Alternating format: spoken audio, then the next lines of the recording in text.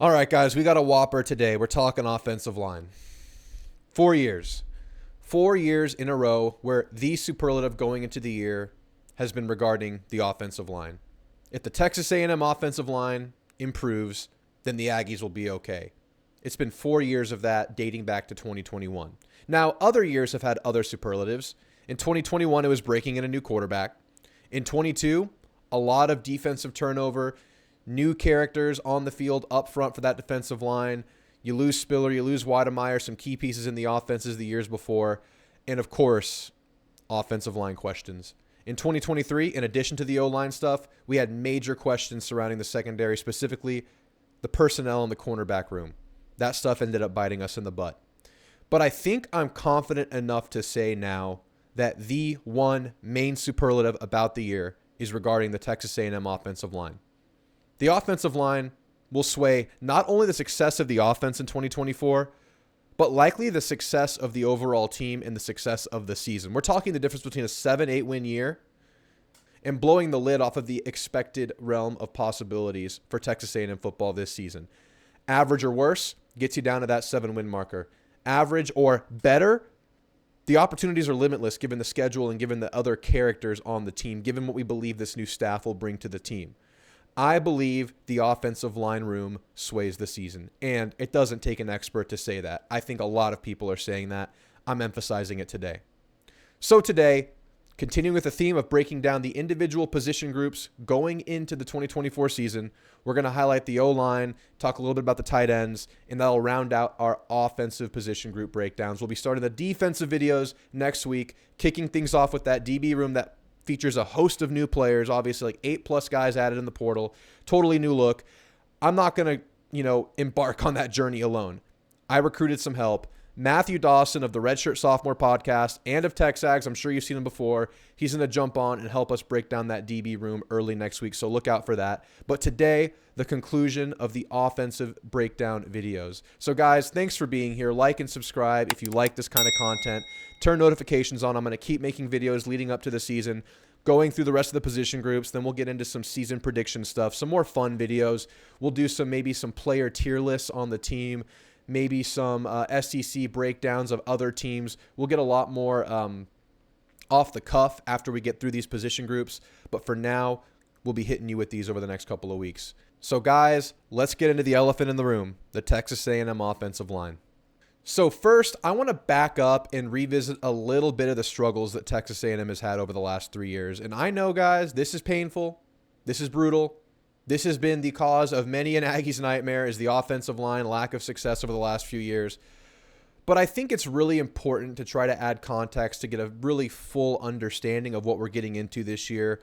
We can better understand how new OC Colin Klein can help this offensive line group that features a lot of the same characters that it did before. We can get a better understanding of the message that Adam Cushing is going to provide for this group as opposed to what was being provided before with Steve Adazio. So we got to back up a little bit. We all remember the last time A&M had what you would call a productive offensive line. It was 2020, the Maroon Goons. And honestly, a step further than that, not only were they productive, they were elite. It was an offensive line that an offense can lean on. And this is an offensive scheme that had offensive line struggles in subsequent years. So what made it work? And why couldn't you find that success again? Well, Jimbo Fisher's scheme, offensive line-wise, demanded a lot of just straight up blocking and holding your water. Now, I'm no offensive scheme expert. I know a little bit, but here's what I do know. Overall, Jimbo relied a ton on zone blocking and drop back passing. That was the core of his offense. Now, in zone blocking, the players get on a track, they block a certain direction, they have certain rules they need to stay in. Passing the ball, quarterback was in the pocket most of the time. Didn't get the quarterback in space a lot, didn't run the quarterback a lot, didn't get players in space a lot. It was a lot of runs between the tackles, zone block runs, some counters, and a lot of drop back passes. So, an offense that featured a senior quarterback in Kellen Mond, a great between the tackles runner in Isaiah Spiller, the ultimate safety valve in Jalen Weidemeyer. He was a great college tight end for Texas A&M, and Jimbo loved his tight ends. And an offensive line that featured 4 SEC veteran seniors and a sophomore blue chip talent in Kenyon Green thrived in this offensive system. It was literally the ideal group of players to enact Jimbo's slower pace offense. It was an offense that could get in and out of forms thanks to their experience at the quarterback and amongst the offensive line. It was a offensive line that could efficiently make their reads and communicate pre-snap. It was an offensive line that been there, done that, was able to strain and block SEC bodies. And Jimbo was able to go slow and control the ball, which is exactly what he wanted to do as an offensive coordinator, which is what he essentially was for Texas A&M. That was the ideal offense for Jimbo with the ideal characters. And that was probably the best offense we saw in the last 10 years at Texas A&M. Everything fit hand in glove for Texas A&M's offense and the offensive line. Not to mention, Josh Henson, very serviceable offensive line coach, was still at the helm of that offensive line group. Great year in 2020. Now you fast forward to 2021. You still have Josh Henson. You still have Kenyon Green. You still have Weidemeyer. You still have Spiller. But you lose all four senior starters who in large part made your offense work the year before. And you lose Kellen Mond. Enter Layden Robinson. Enter true freshman Ruben Fothery. Enter true freshman Bryce Foster. Now, I would call the 2021 offensive line a weakness for the team. However, the offensive line that featured four new starters and a ton of youth, that maybe isn't as much of an emphasis when you're breaking down the year because maybe that should be expected with such an offensive line. But they showed promise at times throughout that season. It's crazy to say, but I think the freshman year, and I don't even know if this is a bold statement, I bet you guys agree with this, but the freshman year for Foster and Fothery have been the best years of their college career to date. Still with a bunch of proof for both of those guys. But some really low lows that year. The Arkansas game, I still think about that game a lot. Quarterback had no time to breathe that game. Just a terrible offensive line game. But then I think the very next week or 2 weeks later, some really promising play versus Alabama and the games after. So just a really up and down year, mostly down, offensive line, new starters, same coach, but still a weakness in 2021. Now bear with me while we talk about 2022. Now if you had 2022 on your bingo card, it's time to take that shot. We have to revisit that year. I'm so sorry. We have to talk about it. But the same O-line that showed promise in 2021, minus Kenyon Green, of course, a big loss, got worse in 2022. Yeah, they lost Kenyon Green to the NFL, but more than that, the three players I highlighted in Foster, Robinson, and Fothery all regressed. They got worse. They saw the same lows of the previous year without the high highs that they showed, the promise they showed before. What changed? Now, you can't put it all on one guy, but obviously a position coach is a tremendous factor in determining the success of a respective position group. Obviously. I mean, that doesn't need to be said, but I'll say it. Enter Steve Addazio. For whatever reason, his message to the players didn't get across. Something didn't click, or maybe the message just wasn't good in the first place. Promising players regressed, cohesion that was formed the year before weakened, assignment discipline declined, technique worsened, and the whole offense suffered. Now, there were more issues with that team than just the offensive line, but I think the core of the offensive struggles was that offensive line. It's safe to say that the Addazio hire was a flat-out miss, right? At this point, in hindsight, we know that. It's been said by people in the know, Carter Carrolls, Hattersley at a 247, they're calling Addazio possibly the worst position coach hire in recent history for Texas A&M overall. Never mind the Jimbo era, but of all the hires over the last few coaching staffs, they're calling Addazio the biggest miss, and I think the results speak for themselves there. As a note, in that 2022 season, Foster did leave the season halfway through with a season-ending knee injury. Opened the door for Cam Dewberry to get some experience at the tail end of 2022. I make that note because obviously Cam Dewberry is one of the characters we're going to see this season. Possibly the best offensive lineman in the home stretch of that season. The most consistent O-line play possibly came from the true freshman Cam Dewberry down the stretch of that year. He's back. We'll see what he can do. We'll talk about that later. But now we have to talk about last season. Much of the same.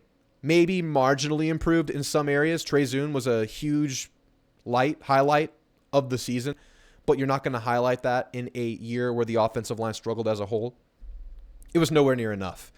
The only positive developments were Trey Zune established himself as left tackle, the left tackle of this season, and true freshman Chase Basantis gaining experience, though it was a struggle, out of position at right tackle. Bryce Foster didn't show any improvement, possibly regressed even further. Coming off an injury, I mean, there were a lot of factors going into Bryce. Fothery could never get back on the field after sustaining injury. He was healthy enough to play in garbage time, but never consistent enough to actually gain rotational reps until the very end of the year, where he played a little bit in the bowl game in the last game of the year. The communication on the interior of that O-line specifically was a mess. And this was something that I noticed going back and watching games. Players were consistently in disadvantageous positions of leverage, not getting their feet aligned with oncoming defenders, or maybe just making bad pre-snap calls overall. Jailbreak, players running free with available blockers blocking the wrong area. Pre-snap communication is key for the offensive line, and that clearly suffered in 2023. Players were getting pushed back, falling down too often, largely due to poor pre-snap calls, I would say, because a lot of times players were just out of position and not able to get into their technique with appropriate alignment. That happened all the time. It was a mess. And that brings us to today. Adazio and that slower offense out, Adam Cushing and new OC Colin Klein at the helm. Most of the characters on the O-line back. Let's start with the scheme. Colin Klein will use a much wider array of attack when calling an offense as opposed to Jimbo Fisher's previous offense. He'll utilize gap scheme as opposed to Jimbo's zone blocking scheme. In gap scheme, you have offensive linemen pulling to create specific gaps for ball carriers to run through. Whether it's a single puller, multiple pullers, an inside run, an outside run, you're going to see a lot of offensive linemen in space. He'll utilize the outside pin and pull block scheme a lot, which is essentially you have multiple pulling offensive linemen outside to get the running back in space with lead blockers. You'll see that a lot. You'll see a lot of trap blocks. You'll use pulls as deception because eventually defensive linemen, linebackers will start using pulls as keys to determine where the ball is going. What he'll do is he'll use a puller, but then he'll have a trap puller block the defender who thinks they're making a read in order to surprise them or keep them on their heels and get an additional block there. He'll use pulls as deception in play action. He'll run away from pulls at time. The pulls will set up a lot within Colin Klein's offense. Speaking on the wider array of attack, Colin Klein will try to get players in space a lot more than Jimbo did. He'll also use a lot more weapons in the run attack. He'll have wide receivers running in motion, getting handoffs, getting touch passes. He'll have the quarterback run a lot. He'll use a lot of RPOs to get players in space to gain numbers advantages in the blocking schemes. He'll do a lot more to help the offensive line out, I think, than Jimbo. Now, Jimbo's offense can work. We've seen it happen, but it obviously wasn't working with this group of players. Though they are more mature now, maybe it would have worked this year. There was no indication that the Jimbo Adazio lineage was going to work with this offensive line this year. So any change was welcome. But that's a lot of change to deal with in a season. You have a whole new scheme, and we've heard Elko talk about how the offense had much more of a learning curve to go through than the defense did because the defense isn't too much different than how it was before. The offense is almost entirely different. So less zone running, less drop back passes, more getting players in space, more pulling linemen, more gap scheme, more screens, more RPOs, more motion. How do they pick this up so quickly? How can they get this right by game 1 versus Notre Dame? Let's talk about Adam Cushing. The answer has to be Adam Cushing. If you didn't know, Adam Cushing brings a tremendous resume to Texas A&M. Most recently, at his 2 years at Duke under Elko, he led his teams to top 3 and top 4 ACC statistical rushing seasons. He's had 1 All-American offensive lineman, 3 All-Conference players, and 2 NFL draft picks in his 2 seasons in the ACC at Duke. Before that, in a 3-year stint at Eastern Illinois, Cushing had 16 All-Conference players. And before that, 15 years of experience at Northwestern, coaching in various positions. He's only 44 years old, a relative young buck in the coaching world. We'd like to believe that his best is ahead of him. However, his past is really, really strong and more recently strong than Steve Adazio. For Adazio, it had been 10 plus years since he coached offensive line at Florida, head coach for a while between then and now. Obviously, there was something missing there. Cushing is coming off of a hot streak of coaching jobs as an offensive line coach. So let's talk about how Cushing and Adazio kind of contrast in their styles. Where Adazio was an old school, blue collar, yeller, intensity kind of a guy in his mid-60s, Cushing will bring a much more tactical, level-headed, eye-to-eye, detail-oriented approach. And obviously, being younger, hopefully more able to see eye to eye with his players. Not saying an older coach can't get it done, but a contrast was needed there, most likely. We heard from Trey Zune that Cushing sweats the details. Even on plays where the outcome was successful, Cushing will break things down and coach players up if the journey wasn't good. If the how wasn't successful, even though the outcome was, Cushing's backing up, reading into that, having conversations with players. Now, to be clear, both Cushing and Adazio's methodologies can work, but Adazio's was not working. Players like Trey Zune, Chase Basantis, Cam Dewberry, Fothery, players that have been here before, will have a totally different type of voice in their ears this year. If anyone can instill this very different look for a new offense going into Notre Dame in week 1, you got to believe a guy like Adam Cushing can get it done. A guy that national analysts across the country are very, very high on for Texas A&M. But now, and finally, let's talk about the personnel of the offensive line going into the season. So I've been getting at it a lot throughout the course of this video, and as you guys know, a lot of similar characters back at offensive line. Let's talk with 2 players who are very, very likely to have starting spots in specific positions going into the year. Left tackle is Trey Zune, guys. We know that. He is. He was by far the most consistent and effective individual offensive lineman in 2023. Rarely gave up pressure on passing plays. I think he only gave up 1 sack on the year, and that was to an elite Tennessee pass rush. Not a big penalty guy. Minimal whiffs. He's obviously a team leader, being voted the offensive team captain. Of course, Zune's success is largely overshadowed by the overall offensive line and offensive failures the year before. But let me be clear. A player like Trey Zune is extremely valuable to a team, especially in today's day and age. He's a damn left tackle, the blind side, the bodyguard. In a transfer portal era where you see tackles as the hottest commodity on the market and the scarcest commodity on the market, Texas A&M has one of the strongest going into the year in the country. He enters the year as potentially A&M's most surefire commodity on the offense, and with a leadership trait at that. When asked at Media Days how he feels about the conversations surrounding the O-line and its recent failures and its need to take a step forward, he was told, and I quote, "It pisses us off." That's the dude you have anchoring your offensive line this year, this time with his first full, healthy offseason of work under his belt. Very exciting player in Trey Zune. Starting next to him, very, very likely starter, Chase Basantis, moving back to his natural position, his high school position of guard. Look, it was a rough year for Basantis playing out of position. He clearly wasn't comfortable with it.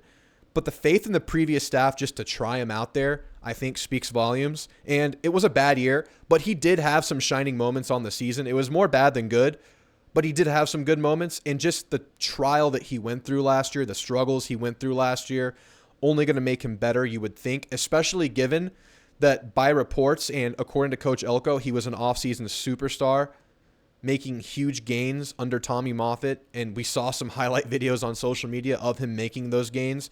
He should be an anchor in this offensive line as well. So minimal worries and minimal questions surrounding the left side of the offensive line. I feel really good about it, but we know that 2 players don't make up an offensive line. 3 players don't make up an offensive line. 4 players don't make up an offensive line. If you have one weak link, the whole offensive line can be looked at as a failure. It's possible, and it's happened before.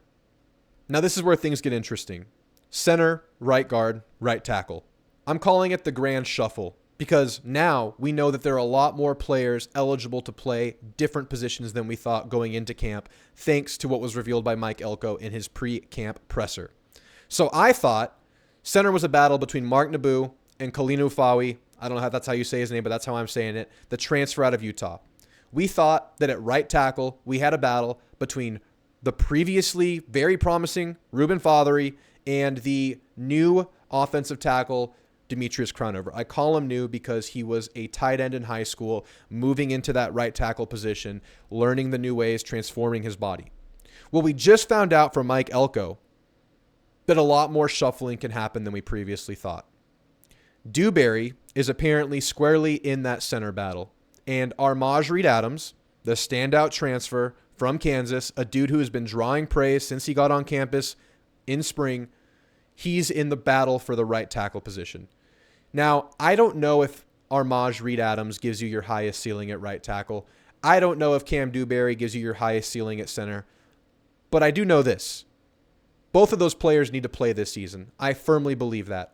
According to insiders, Dewberry played the duration of last season hurt, didn't play his best ball, but we got glimpses of what he could be his freshman year. I believe Cam Dewberry needs to play. Armaj Reed Adams, based on what we've heard, based on the players speaking very highly on him, he's a guy that needs to play.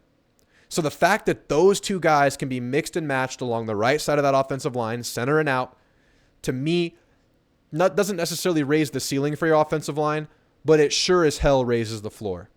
Because if Armaj Reed Adams can go in there and that right tackle battle between Fothery and Crownover doesn't shake out how you hoped it would, because both those guys still have to take a big leap this year, you have that stabilizer in Armaj that can go and play that position if he needs to. He's a guy that's solid. Now, he's not a prototype tackle like those two guys. He's 6'5". The other two, Fothery and Crownover, are 6'7" and 6'9" respectively, but you can slot him in there and get serviceable play out of a right tackle. Cam Dewberry needs to play. Now, if you have a strong enough center battle where you feel good about Naboo or Fowey, Dewberry can play guard. But if you don't feel great about either of those guys at center, you just put Dewberry at center and you find out who your right guard is, whether that's Fowey, Naboo, someone else. This really helps me alleviate some anxiety regarding the battles on the right side of this offensive line. So to me, if this offensive line hits its ceiling, we get the best out of every single player, the ideal five, in my opinion, Trey Zune, Chase Basantis, Cam Dewberry, Armaj Reed Adams, and Ruben Fothery. Fothery returns to form. Armaj plays his natural position of guard. Dewberry gets to show his raw talent at the center position. Of course, there's a big learning curve at center. He will have to prove that he can be an SEC center in camp, but raw talent-wise, to me, that's the five I'm looking for. But if things don't shake out how you want on that right tackle position, you could definitely go Naboo, Dewberry, Armaj Reed Adams, and still feel pretty good about that. Of course, a lot has to play out this fall camp. The battles need to happen. The learning needs to occur. Who picks up the new offense the best? Who is able to perform at the best? But to me, knowing what we know, that is where I'm at. Let's talk about the tight ends real quick to round out this position group breakdown. Obviously, Donovan Green is the guy that we want to see out there. He showed so much promise his freshman year as a safety valve, as a red zone threat, as a great leader of the team, as a guy with a great mindset for the team. Obviously, he's coming off of ACL injury. I think in an ideal world, you have a healthy and thriving Donovan Green starting. But I don't know if you're going to get that early in the year. That is a big hurdle to get over. That's gaining confidence. That's getting your feet under you. That's getting game speed ready. That's confidence in that ACL injury that is a stability thing. He has to pivot, cut, get into routes, block, be strong with that knee. I would not at all be surprised if we don't see Green start game one. Not to say that he wouldn't be a starter a few games in, but I have a feeling that you might not be confident enough to start him game one versus Notre Dame. I am very confident that he will eventually be the starter throughout the course of the year. But in game one, I'm really high on Trey Watson coming out of Fresno State. Really athletic, experienced body. You feel really good about some bodies you bring back. You feel good about Jaden Platt, kind of a softer, lankier freshman, as to be expected for a guy who hasn't been in the weight room at the college level for very long. He's matured under Tommy Moffitt. Theo Millen-Orstrom has made waves this offseason. If you've seen any glimpses of him in fall camp so far, you know that he is definitely maturing body-wise. Obviously, he's a junior, but he's the age of a sophomore, classifying early. Still only 3 years into the American version of football, playing in the Swedish league before. He's a guy that could definitely garner some reps. He played a lot last season, wasn't very productive, but he saw the field a lot, has a lot of experience just getting snaps under his belt. So I wouldn't be surprised if you see Trey Watson and you see the Swedes start game one as the two tight ends. But you will definitely see, I believe, Donovan Green come in a few drives in and get a limited look game one. That's what I predict right now. The tight end room really, really strengthened throughout this offseason. We see in the rosters how the entire room gained weight. The entire room looks a lot bigger and stronger now. Colin Klein's going to use them in the blocking game. Colin Klein's going to use them in motion, throw them the ball. They're going to be very, very heavily leaned on, and you're very happy to know that you have several because you still have Calhoun to round out that position to transfer. You have a lot of bodies in there, and you feel really, really good about that room as a whole. But we have to see a starter emerge for game one. I believe it's Trey Watson. I believe Donovan Green rounds into form. But guys, that concludes my breakdown of the offensive side of the ball. And I'm going to say it.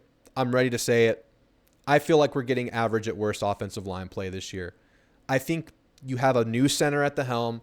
You have new philosophies, ideologies, a new voice.